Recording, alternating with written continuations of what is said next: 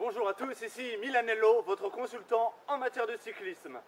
Alors dans un premier temps, nous évoquerons Milan-San Remo, la course qui a eu lieu samedi. Et dans un second temps, nous évoquerons les classiques flandriennes avec bien évidemment Paris-Roubaix, le Tour des Flandres et tout le tralala.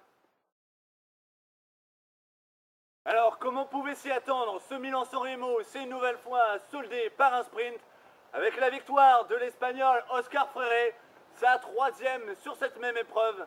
Mais la course fut plutôt terne, plutôt insipide, avec assez peu d'attaques durant le final, notamment aucune offensive sur la Cipressa. Heureusement qu'en bas de cette bosse, il y a eu une cassure qui a scindé le groupe de tête en deux.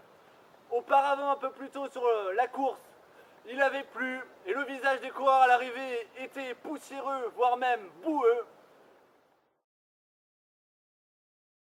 Dans le final de ce Milan-San Remo, on aura vu un Filippo Pozzato assez remuant, constamment porté vers l'attaque. On l'avait déjà vu assez entreprenant sur Tirreno Adriatico où il avait pris une échappée au long cours. Alors, était-ce pour préparer les classiques flandriennes au mieux, lui qui manquait parfois de résistance ces dernières années? Aurait-il enfin compris comment gagner une grande classique pavée?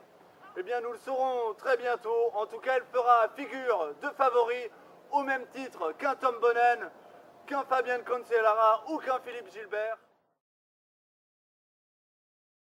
Justement, le programme à venir dès aujourd'hui mercredi, on retrouve à travers les Flandres, puis le week-end flandrien avec le Grand Prix E3 samedi et Gand-Wevelgem qui a changé de date, qui aura lieu dimanche. Puis on enchaînera avec les 3 jours de la panne, le Tour des Flandres, le Ronde van Vlaanderen, et pour finir, la classique pavée Paris-Roubaix.